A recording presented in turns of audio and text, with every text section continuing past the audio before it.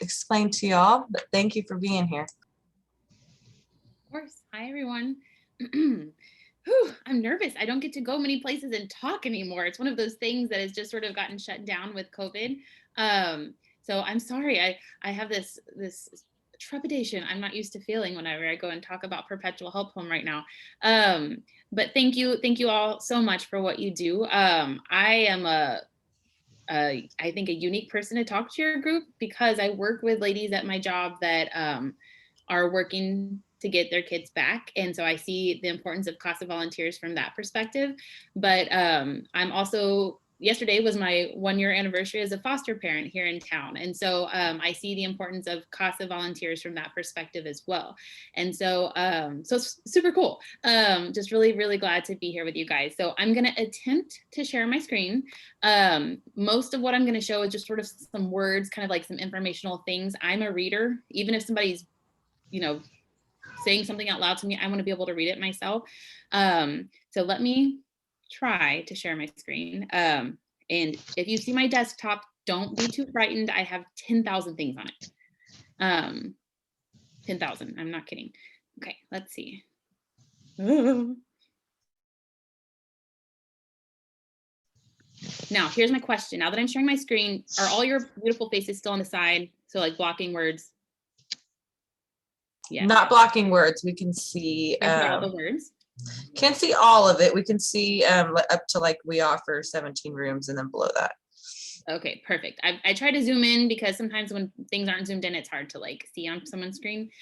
Okay, so just as a general overview of what we do, we are a transitional home for women. And so feel free to read the whole mission and that kind of thing there if you're a reader like me. But we've been in existence in Victoria for 25 years now. We were not a residential facility for that full time. The first 2 years were sort of just jail ministry, where a group of concerned citizens would go into the local jail and they would kind of do Bible studies, things like that with the ladies there.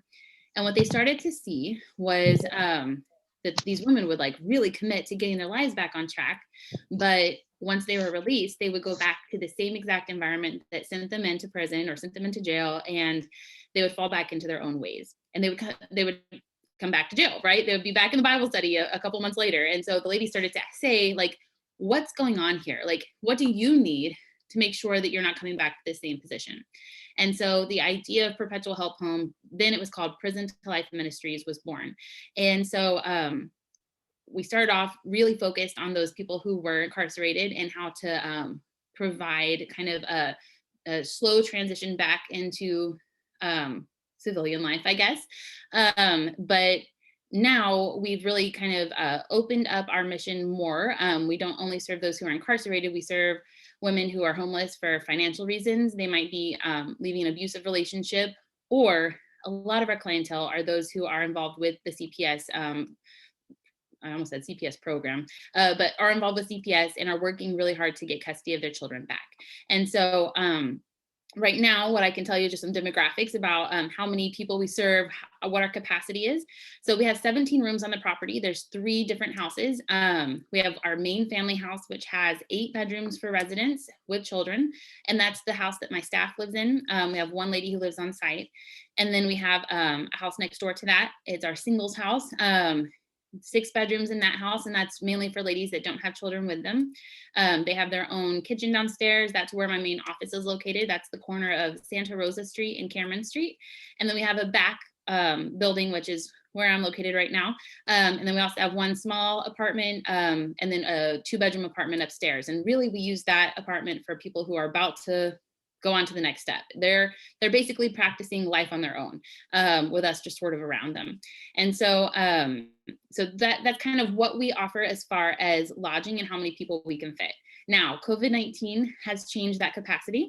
I try and keep us around 10 to 11 women at a time, just so we are able to space people out. We're not jam packing people in like sardines, and spreading germs around like crazy. So we have been super blessed that we have only had 1 positive COVID-19 case throughout this whole time period. And it was actually one of my staff members. So we were able to send her home to her own house, and she was able to kind of get better and heal there. So we've just been super, super blessed during this time that our residents have been safe. We've not closed one day during the whole COVID pandemic. We did stop taking new residents for about a month and a half, the very beginning of things last year. And there have been a few times where we might have had people go for a COVID test, and we just sort of put a pause on everything. But we've been really fortunate to be able to kind of keep rocking and rolling. So because of that reduced capacity, you'll probably see down here on the bottom of the screen, in 2020, we housed 54 women and 16 children for a total of 4,305 nights of safe lodging. So whenever I figure that, I kind of think, okay, each night that a person and their kids stay, each of those people is getting a night of safe lodging. And a lot of that is because we have to keep up with different demographics for our United Way grant applications. Tim can tell you all about that. Now, because of that, and I'm going to try to share this other thing. Tell me if it works. Morgan, give me a nod. I can only see your head. You see something different now?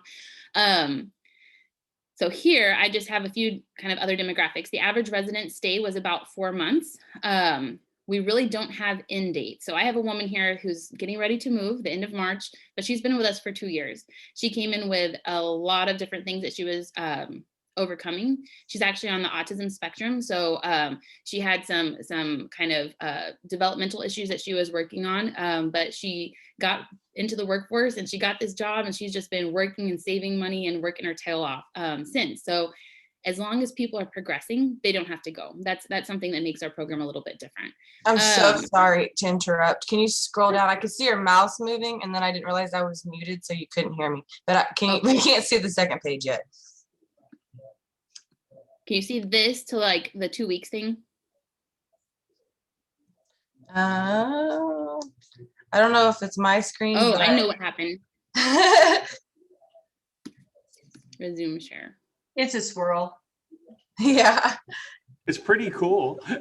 It was a swirl. Yeah, we see it now, but we only see up to we offer 17 rooms. Okay. And now I'm like, how do I get to that other page that I wanted? Do I have to stop sharing? New share. You may just, can you scroll down, or is it on a whole different? We see in 2020. Yes. It's a little different there. Okay. Okay. That's what I was trying to share. Sorry. It just looks prettier instead of being in writing. Now, one thing I do want to say, and I think that I always try and be extremely honest and extremely transparent, is you'll see along the bottom here before you get to my really scary back desktop there is, unfortunately, out of those 54 women that we housed for some amount of time in 2020, 20 residents did leave within their first 2 weeks of coming. So what that tells me as a director is, one, we need to be better at explaining to people as they apply to come to Perpetual Help Home what it is that we do and what it is that we're going to require of them. And we've tried so hard, let me tell you. But what we found is there are some people that are just going to say, yes, I'll do that. And I agree. And I'm going to do anything I have to get out of whatever situation it was that they're in. But once they kind of get into the mix of it, they get into the thick of it, they're like, oh my, you really do want me to work. I'm going to have to work if I live at this place. Then sometimes they do make that choice to not stay and not stick around and not work the program. So I just wanted to make sure that everybody sees that and does know that as hard as we work and as hard as we try and make sure that everybody makes it and everybody kind of gets to that next level, sometimes people come and it doesn't work out for them. We're not the program for them. And so we are working on that, but it's something that I think just does take, it is important to know that. So here's a few more demographics I'd like to share. When people come in, whenever we kind of do that intake, we sort of look at what it is that they're coming in with. What are the issues they're trying to work through? So in 2020, 44% of our residents dealt with mental health challenges. 72% dealt with a substance use disorder of some kind. And then 39% dealt with both a mental health challenge and a substance use disorder. So to me, that gives a good picture of who it is that we're working with. And we always try, one of our big things is trying to make sure that when our residents are here, we're hooking them up with the resources in our community that can help them get to that next level based on the issues that they're trying to work through. And then over here on the right side is where you guys come in, that 22% of our residents in 2020 were involved with a CPS and DFPS system. It seemed like more than that when I really got into the numbers. I think I told Tim at some meeting we were both at, I said, oh my gosh, I've got 7 residents right now and 5 of them have active CPS cases. And so it really ebbs and flows depending on who it is that we have with us. And you'll see here at the bottom, 30% of our residents in 2020 are in 2020 involved in the criminal justice system, and 33% were previously involved, so they have some sort of criminal history, and 9% of them were both previously involved and also currently involved. So that means kind of a set of 2 issues that came along. I just find this interesting to look at the age and race breakdown. So I'll just let you look at that and kind of peruse those graphs there on your own. I do find the age breakdown very interesting, that 43% of our residents last year were between the age of 31 and 45. And then 35% between 18 and 30. So those are probably a lot of the parents that y'all are seeing that have active CPS cases that would be our clients as well, kind of fall into those age ranges. All right. Okay, so I want to talk a little bit more about the program. So let me try and see if I can figure out how to new share. Trying to not mess this up. No.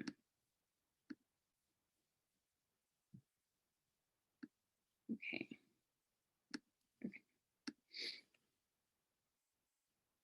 All right, so I just want to talk a little bit about how our program works. Morgan, are you able to see the how our program works kind of white page now? Yes. Okay, thank you. Oh gosh, and I just got to notice that my internet connection is unstable, so give me like a wild kind of frantic look if things go haywire. So when women first come into our program, they do go through an intake process, which is basically sitting down, talking with my program director, her name is Stella, kind of talking through what the issue is that they're trying to leave. What are those things that they're trying to work through, whether it's substance abuse, working with a CPS program to try and get custody of their kids back. Basically, it's like talking through how can we help you? And so once somebody does come into the program, basically the next day they show up in the office, we have our little classroom, and they start working through a curriculum, which we call opportunity knocks, like kind of like knocks like that, not knocks you out. And this is kind of a job skills training course. One thing I think is really cool is I did not make this and Stella did not make this program, but some of our former residents, they kind of took on this internship and they created a curriculum that now new residents come in and do. And so it really had those residents look back on, okay, now that you've started working, what is it that you wish you had known? What is it that, what are those skills that you really needed? So what Opportunity Knocks is, it's creating a resume. It's learning how to save files on a computer, learning how to upload files. If you're, whenever you apply for jobs, you have to upload your resume now. So those employers can see it. Looking at how Excel works, which is sometimes scary. That's probably the worst part, everybody says. They do work on kind of making a PowerPoint, looking at how, if I was going to speak to a group like today, what kind of PowerPoint should I have? Which I didn't make a PowerPoint, I'm just sharing PDFs, but anyway. And they also do some mock job interviews with our receptionist who kind of works to oversee those classes. So depending upon how good of computer skills our residents have when they come in, that class can take between 3 days to 2 weeks to 3 weeks. We just don't know. And so once they've got that class under their belt, they now have a resume, they now have written a cover letter, they now practice job interview skills, they start looking for work. And so after Opportunity Knocks, we usually give women about 2 weeks to find a job. It doesn't have to be the perfect job, right? You might not be finding that one right off the bat, but we need you to go out there, find something so you can get to work and really start to save money. That's one of our biggest things is we require our women to work so that they can save money and get back out on their feet. A few other options that people do have, we can kind of see the numbers here. When we have space, we do hire some of our residents as receptionists in the front so they can get those basic skills, answering the phone, welcoming people, talking to our volunteers, and then they help to oversee the Opportunity Knocks class. They can either do a part-time job and then start working on getting either a GED or going back to college, or going to college for the first time. Some of them come in and have a few credits and their real goal is to just finish that degree. And so lately, one thing that Stella and I have been working on is really trying to get some good contacts at Victoria College, and they're in the adult literacy area. And then here you'll see number 4, this is probably the coolest program. I have nothing to do with ever making it, but I just love to talk about it, is the Freedom Capital Venture Program, which is where our residents who might have a dream of starting a small business, they can work through a curriculum that helps them sort of flesh that business idea out. And they get feedback from our staff, and then they really try to put this business plan into action. And so we have a small group of business leaders here in town. Sarah Vell is one of them, who will sit kind of and listen to these business ideas and give feedback. Sometimes it's really good feedback because these are people who have been there and done that, right? They've started their businesses from scratch and they're doing it every single day.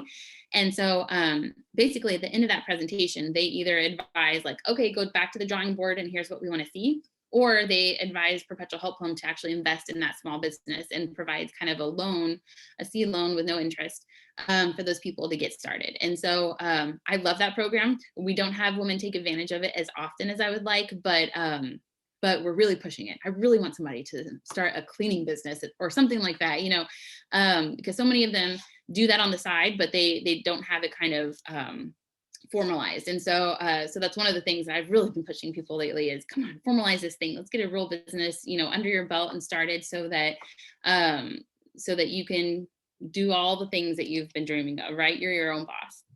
All right, I'm gonna scroll down the same page. Try not to make it too busy. So while people live at Perpetual Help Home, we do require them to work or go to school or do a combination of both. We don't have people that are just sort of sitting around in the house hanging out. We do help the ladies to manage their money. We do require that they save 50% of their income. We are a Christian-based organization, faith-based organization. That's how we were set up way back when. And so we do require that they find a church that they go to, and they are going to tithe 10% of their income to that church. They pay 15% of their income to Perpetual Help Home and rent. In our minds, you know, that's just sort of a way of getting used to paying bills again, right? You're not gonna leave here and not have to pay anything for rent. And so we want you sort of just to get under your belt that there is that obligation. And then they keep 25% for their personal use, their bills that they know are going to be coming out every single month. So I wish I could share that, but I shouldn't. We have just this beautiful little Excel document and form that as soon as somebody gets paid from their job, they come and turn that in. I type it in there and they get a little kind of accountant statement that says at the bottom how much money's in their savings and where every cent went to. And so we've had ladies that have saved up to $10,000 while they've lived here, so that when they leave, they have a nest egg that they're ready to buy a car. They're ready to make some really big moves. And that's something that we're really, really proud of, is that resident income program. Just house-wise, everybody has a chore they have to do for that week. They have a night they have to cook. They do have to go to church weekly. Things have changed because of COVID, so they have to at least watch church weekly. We do require everybody to go to recovery groups if that applies to them. If they do not come in with a substance use issue, they don't have to do that. And then we do ask that they volunteer each month. And so there are certain things that people kind of get hooked in and they do every single month, and then others that they just sort of bounce around from place to place and just have fun volunteering. And then we do require that they connect to those community resources. Like if they need Gulf Bend services because of the mental health things that they're working through, then they need to do that. And I think one big thing that I see here, you know, Gulf Bend, recovery, helping to manage their money that we provide is just that accountability, making sure that, you know, not just out sort of doing things the way you might have done before, that you're really committing to changing and having some discipline so that moving forward, that's built in for you. All right, let me scroll. Okay, this is I think one of the last things I really wanted to kind of talk through. So when residents first come in, they start off at level 1. And so y'all can kind of see this over here on my left side of the screen. I think it would be on your left as well. And so you can just sort of see it as people sort of are here longer, they do the things that we're asking longer, they move up in levels and they kind of decrease dependence on us and increase independence. That was one really big thing that our founders wanted to set Perpetual Help Home up as. We didn't want to make this nonprofit that sort of had this house that these ladies are doing really good within the system, and then they move out on their own and things are just scrambled and fried, right? Because they didn't have they didn't have anybody checking in on them anymore. And so this slow progression, this slow release, I guess, of control and freedom is kind of prescribed, so that whenever they get out on their own, they kind of had a taste of that, if you will, while they were with us. And so basically level 1 is really, really, really basic. You're not on level 1 for very long. Level 1 is when women come in and they're working on that beginning opportunity knocks class. So that will, again, last like 1 week to 2 weeks, no more than that. What we found is if people come in, let's say they have a job at Whataburger and they've got to go take their kid to this and they've got to go to that, and they just have a zillion things going on and we never make them be still, they don't do well. They always need that time of being still, chilling out from the chaos that they might have been coming from to kind of get with the program here. And so level 1 is really important, even though it might be really fast. Then once they finish opportunity knocks, they move into level 2. They start to seek that full-time employment. They have about 2 to 3 weeks to find a job. It doesn't have to be the perfect job, but we need you to find something. And then one thing that's important for us is when I first came into this job, the staff that I have right now, they had been here for a long time before that. And they were like, oh, it has to be full-time. They must have a full-time job right away. And kind of as an outsider coming in, I was like, bosses don't hire people full-time right away. You know, they need some cushion to kind of show that they're a good worker, show that they're going to show up on time and be dependable. And so we have built in this cushion of 6 weeks, right? You go to a job, you start to show up, you do what you're supposed to, you start to get paychecks. And so we really want ladies to be full-time at that position within 6 weeks of hiring. It says no passes here, but they can ask for, you know, they can go and do errands, right? So I need to go to the store. I want to walk down to the library. I need to get out. It's not like a prison or anything. I just want to let you know. So after they've been at level 2 for a while, basically what we say is once they've had 2 to 3 paychecks, they move into level 3. So they're holding a full-time job. They really, really start to focus on saving their money. In the beginning, when people come in, they might have some debt obligations that we're really like focused in on. Last year we had a lady come in that she owed $1,000 on her truck, and she owed about $2,000 to one county in probation, about $800 to another county in probation. And then once we got all that paid off, she still had $900 in fees for her probation fees. And so, you know, if you really add all that up, it's about $4,000 that when she was living here and following our income guidelines, we were taking from half of her savings to really tackle those debts. But I just can't, I just got chills, just the freedom of that feeling of being out from under all that weight that she had of that debt. You know, when she came in, she was just so, I don't know, it's a very visual thing for me, but she was just so crushed by it. And so that we were able to really tackle that once she started working was amazing. So once you're on level 3, sorry, I get really distracted. You can have up to a 12-hour pass. You can break that up over the week, right? So if you need to have 3 hours here, 3 hours there, you just put in the pass to staff. They would approve that, but you can't hang out overnight with anybody. And then once you're at your job for a while, right, we go like 4 to 5 months, then you can move into level 4. Level 4 has the added benefit of you can have an overnight pass or 2 12-hour passes throughout the week.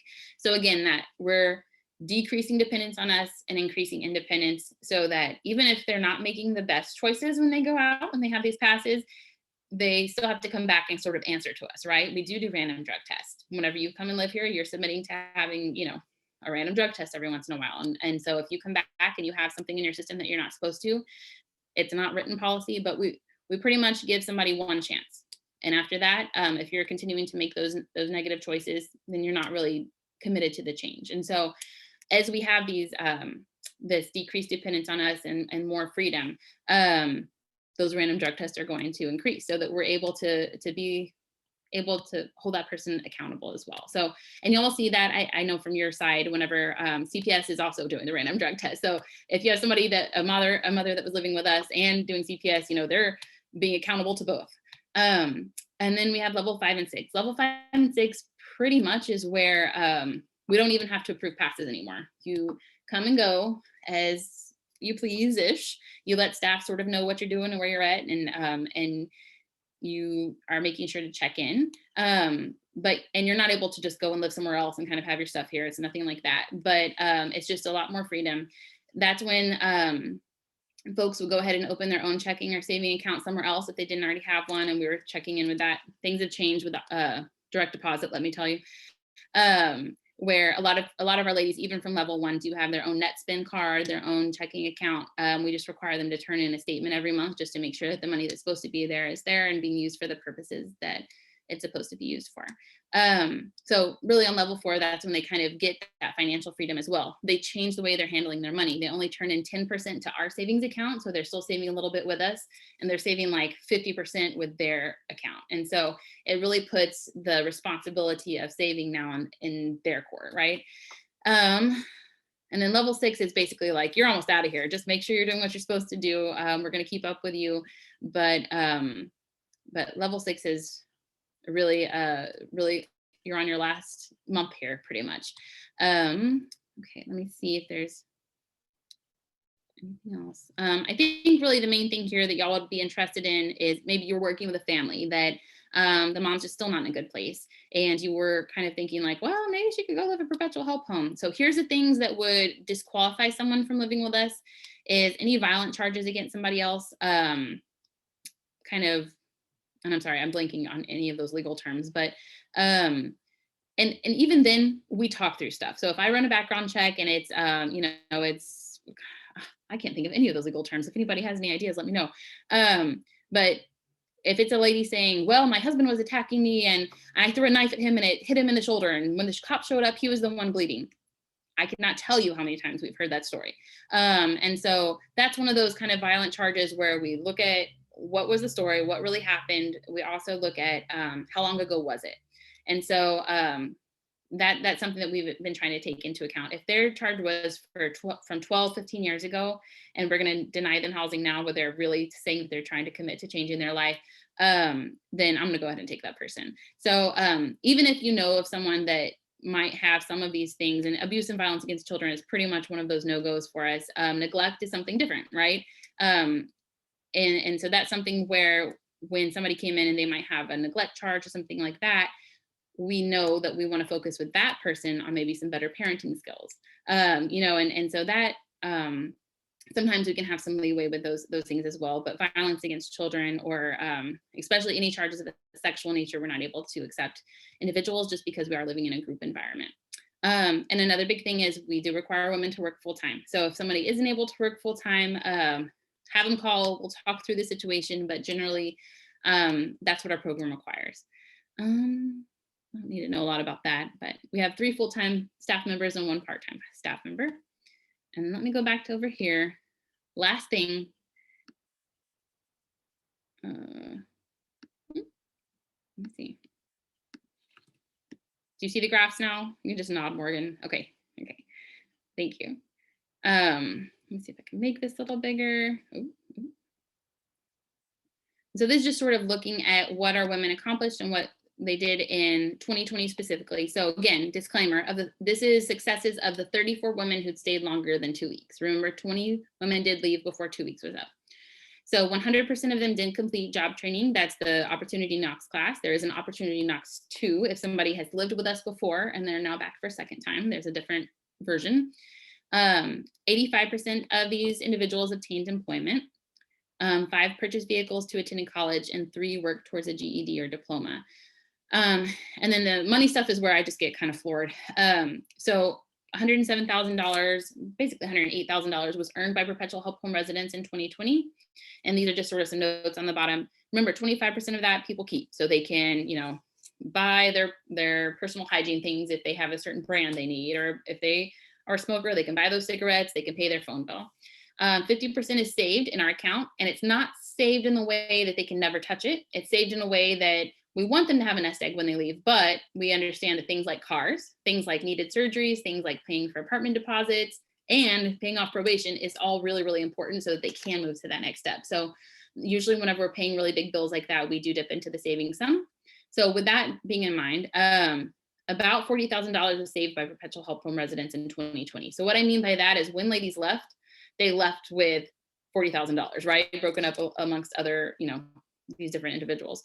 So the average departing resident left with the $1,251 in savings, and the average current resident, when I did this like on December 31st, had $1,500 in their savings account with us. And then again, I just do want to say, we are a faith-based organization. And so 10% of their income was tied to the churches of their choice. And so that is kind of a built-in way that they give back to the community. So $10,000 was tied to churches in 2020 by Perpetual Help Home residents. So anyway, I'm going to be quiet because I could talk all day. I really could. You don't want that. And I just want to open up the floor, I guess, for questions. I love questions. One thing I found is when I go to places and I talk, people are kind of like, okay, thanks. But when I ask for questions, their eyes light up and they're like, wait, you didn't say this one thing. And I also know that I have lots of flaws. And one of those is that I can just like ramble on about the most unimportant thing for 20 minutes and not say something that was integral to your understanding of my organization. So if you have those burning questions, please ask them. And if you want to type them in the chat, y'all, I will read them also. One thing I wanted to mention is the first time that I had ever heard of y'all, I had just gotten back from Magnolia Market and I heard you talk about the girl who opened the Luna Juice Bar. I thought that was so neat to actually see that out there. And I mean, it was a very popular truck there. So that's really awesome to hear. Can I say something about that? So one of that Freedom Capital Ventures where our ladies could kind of start a small business, go through that curriculum. So what you're talking about, Morgan, is one of our residents, she got the idea to open a juice bar. So she bought a juicer, she got some money for Perpetual to buy the juicer, and she actually moved back home, which was Waco. We don't usually take people from out of area, but for whatever reason that happened then. It was I don't know when it was before me. And she started to sell those juices at the farmer's market and it became really, really successful. She said one day she got a random call from a weird number. She answered it and it was actually Joanna Gaines of Chip and Joanna Gaines from HGTV. And she said, hey, we're opening up this Magnolia Silos thing in Waco. We're doing food trucks. Can you bring your food truck out? We want to have your juices there. And Summer was like, yeah, of course. Oh, I'll be there. And she, remember the way she told the story, she hung up the phone and she thought, oh my gosh, I don't have a food truck. I just committed to doing this, but I really don't have a food truck. And so she called Cheryl, who was the director of Perpetual Help Home at that time, and said, all right, so this thing has just like gone crazy. Can y'all help me again? And so Perpetual Help Home actually invested in that food truck. Cheryl, the director, then had some other friends that kind of also invested in that. And so Summer opened the food truck there at Magnolia Silos. And then a couple years later, she actually opened a storefront there in Waco as well. And at some point, I believe right around 2018, she was having about $1 million in sales a year.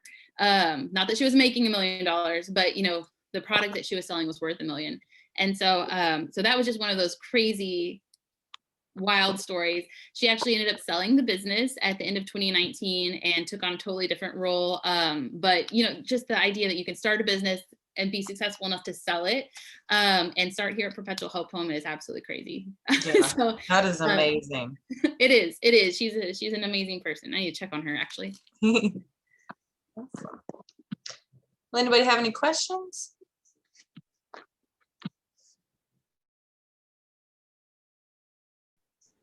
I don't think then I'll ask that. I'm taking your brain too much, but I've heard you talk about it before at one of the aging health things, I think. Something like that. But you were talking about how they saved the money and it kind of seems like that money would go ahead and immediately help them pay their bills. But you talked a little bit about how high the rent was and everything. So I wondered if you could touch base on that. That really made a difference to me in how I see things. You don't have to, repeat everything, but I'd love to get your insight on that. I'm muted, I'm sorry. Let me see if I can pull up that PowerPoint real fast. Tim, sing a song, and then I want to, so I can pull up that PowerPoint and not feel like I'm wasting y'all's time. Tim, don't do it. But I was actually just looking at that PowerPoint the other day because we still have the same exact issues. It's how expensive rent is versus how much people make. Oh gosh, what was it? I know I sent it to Jill.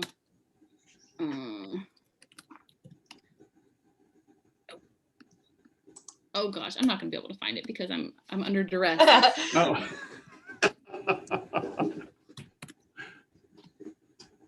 And it was last year, and I remember this was the last thing I did before the entire world shut down. Was I presented at this conference? Oh blast! It was a really good one. If you don't, I think I found it. Okay. So I'm gonna go back to sharing my screen. It's not gonna be perfect because I just, we're doing this on the fly. Nothing's ever perfect, let me tell you. Okay, so if we look at the fair market rent in Victoria, a 1-bedroom is $815. 2-bedroom is just over $1,012. 3-bedroom is about $1,300. So if we think about the moms that you guys are working with, the moms that we're working with that have CPS cases, they usually have at least one kid. Well, they have to have at least one kid, right? But it's usually more. So, and especially to have, and I know as being a foster parent, especially being able to place those kids back with mom, they have to prove they have enough space. So they're not able to just have the 1-bedroom, right? They've got to have at least the 2, if not the 3. So I think this is what.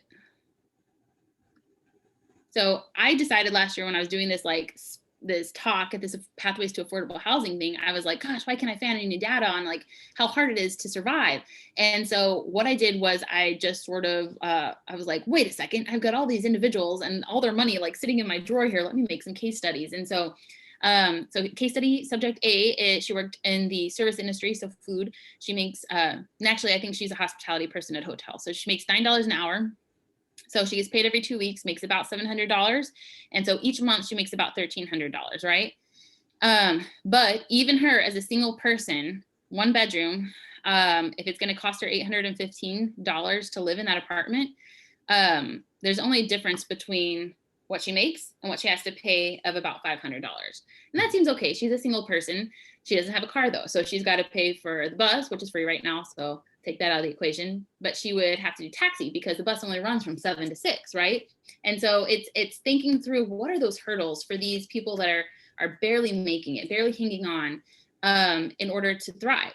And sometimes there's just so many hurdles that it can nearly be impossible. If we think about a food bill, a phone bill, that's really dipping into this $492. And what happens when something unexpected takes place? I have a couple, sorry. So this is subject B. She worked 2 jobs. And so sometimes she made $950, sometimes she made $1150, depending on what role she was playing that day. So she had about the same income. She had just moved out. So her 1-bedroom rental, she was able to find a little duplex, was $770. So the difference between what she makes and what she has to pay was just over $300. And she was able to actually give me real data that her phone bill's $35, her car insurance $55, her utilities are about $100. She does have rental insurance, which I was proud of her for, and then food. But another question, right? What happens if she gets deathly ill and she can't go to work? She's not on salary, so she's not going to make money. She's actually someone who, right before I did this presentation last year, one of her tires had blown out, and so she had called me. She had just moved out, and so we were close at that time, and she said, I don't know what I'm going to do. And I said, well, one thing that's good is you have your savings from when you moved from here. And so this is a time when you use that savings. And another thing, as COVID started, there were 2 times that she had to take off for work from for months, or not months, a week, sorry. Because they thought she had COVID, but she was really, really sick. But every time she tested, she was negative. And it ended up, she had a really bad C. diff infection, in her stomach. And so, so again, that bad health, things coming into play, and it can just tip people right over the edge of not being able to make it. This is the one I wanted to show you. This is crazy. So this lady, she worked 2 jobs. She literally worked every waking second that she could. She worked about 56 hours per week. Sorry. So that's 224 hours per month. And in a month, she works the equivalent of 5.6 full-time weeks. So she is busting her butt. So because she's busting her butt, she's able to make a good bit more, $1,600 a month. She was able to find a little travel trailer rental, which was $550.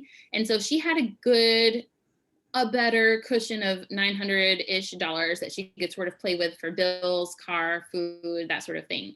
But she wasn't working through CPS, but her 9-year-old son had gone to live with her mother at some point for whatever reason. And she was really working to get custody of him back. It wasn't through CPS. It wasn't, anything that was legally required, but let's think about how her bills are going to change once he's living with her, right? So is that cushion going to be enough to support her and him?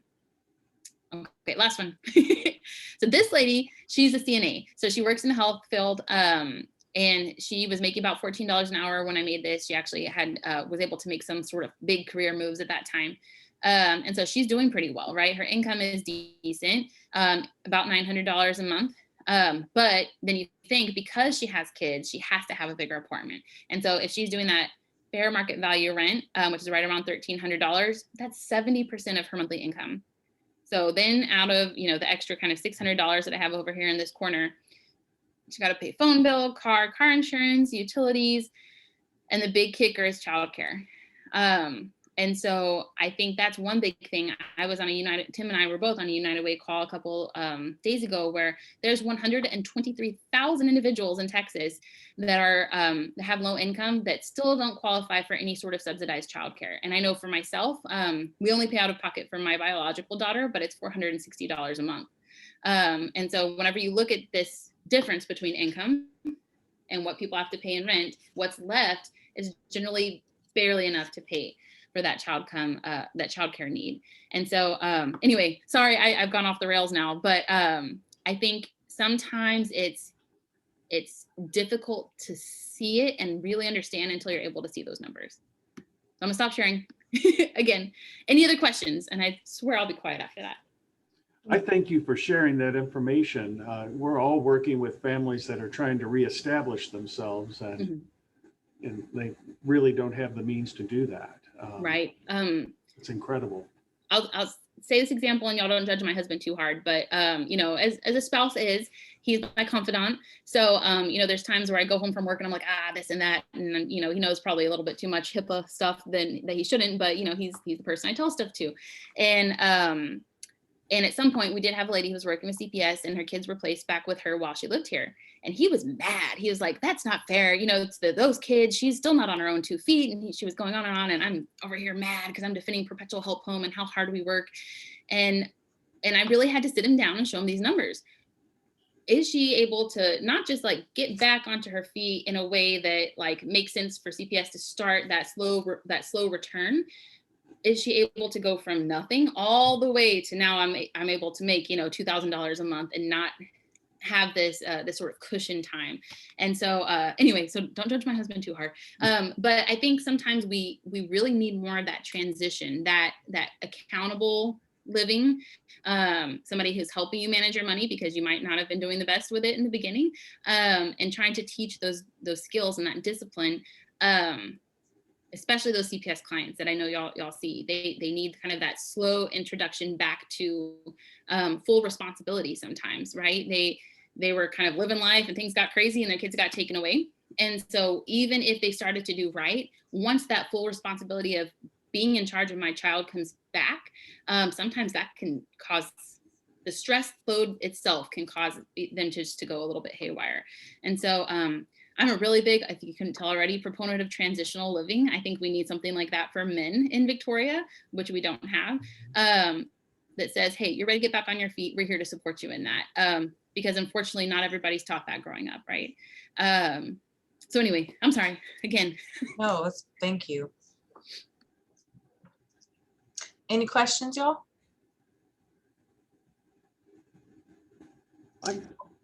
I've got one. How easy is it to find apartments for your clients? I was just talking with some realtors this morning, and they were bemoaning the fact there's nothing to buy and nothing to rent. And I was wondering if your clients are stuck. That is really, really hard. It is very hard to find an apartment, not just one that's open, but one that will, maybe if they don't have the best credit, or they might have had a defaulted utility bill at some point, they've got to pay all that stuff off before they can, and build their credit before they can even do that application and have a chance at getting accepted.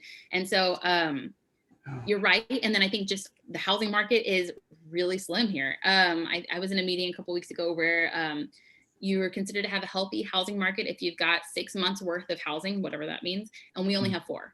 So so there's just not enough available units for the people that need places to live.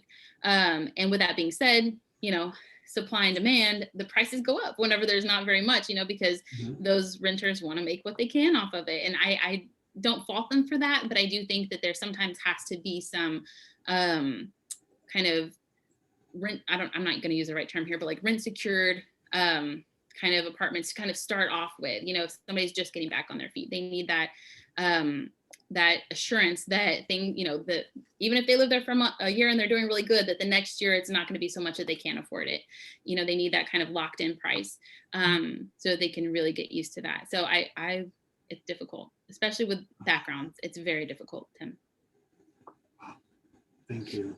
Thank you for sharing. I mean, we work with so many parents that, you know, when they do get their kids back, we're excited. But when that is over, you know, and CASA is out, you know, we like to imagine just a great happy ending. And if we ever get any back in the system, you know, we would be saddened to see that, but it kind of checks out, you know, if they don't have anyone that's there to help them at all or any extra support. You know, I think it's so important that we work together to get resources for them just as a community, not even as, you know, us professionally. I think that it's really important that there's enough resources out there. That's very true. Sorry, and I could talk forever, but I'll just tell you an anecdote of one of our foster kids. She was all set to go back with dad, all set, like weekend visit, staying the whole time, everything was great, and dad and girlfriend broke up, and so now dad is homeless. And so sometimes those housing situations, you know, it might have been a great price, right? It's not even reliant on the availability of a place to live. It's whose name is on the lease. You know, how is this all going to shake down? And things have not been good since then. And so I think sometimes it's really just coming into a situation and trying to kind of have those compassionate eyes, but also just understanding that there's a time and place in which people just got to sort of grow up and get with the program too. And so I think that's probably the hardest part here is I tend to have the compassionate eyes too much at work. When sometimes, you know, we've got to sit down as a staff and have that talk about, you know, you haven't found work. And so what's the deal? How can we help you? And if you're not going to do that, you're not going to get with the program, then maybe this isn't the place for you. So anyway, I'll be quiet. If there's any other questions. No, you're good. I know it's a real charge for us these days is that, you know, we're representing the best interest of children, but we're also now supporting families as we move forward with collaborative family engagement. And we've also been charged with providing resources to help families become functional so the child can remain with their family of origin if we can make that happen. So it's good to hear the list of your resources, and you know, we need to share those, I think. Let me tell you this.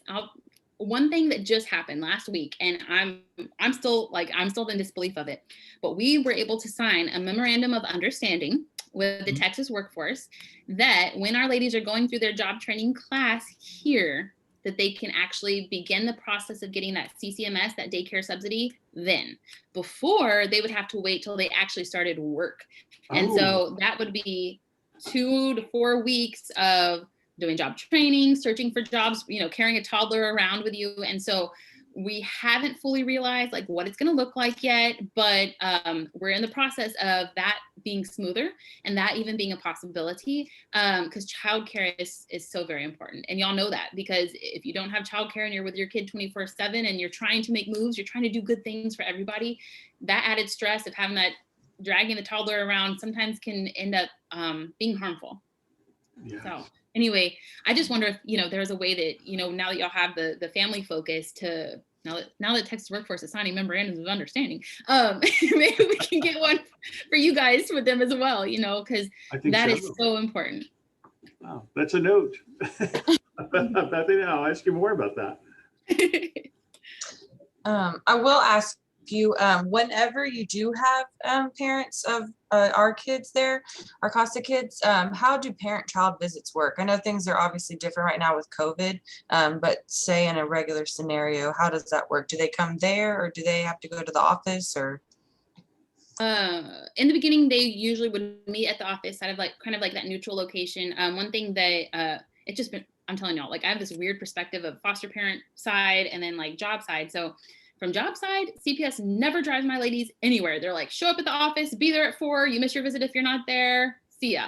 And then on my foster parent side, I've got like the CPS workers like going to get parents to drive them to the office so they can be there on time. And I'm just like, what the heck? So it's just, I think it just totally depends on the caseworker on how accommodating they're going to be to the families.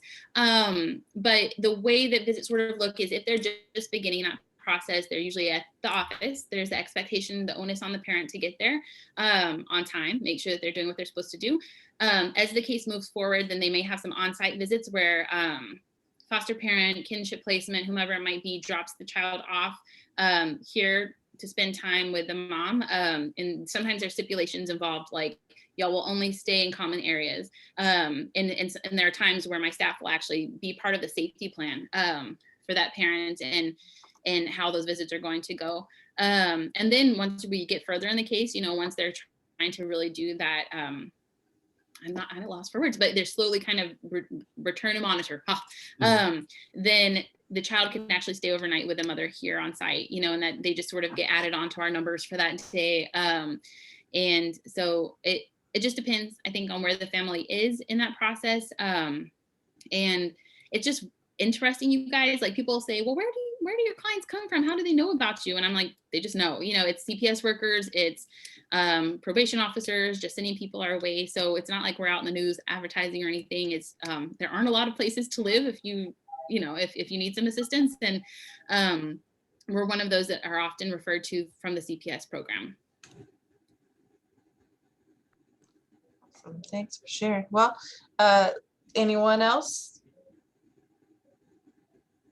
If not, thank you so much for being here, Bethany. We really appreciate it.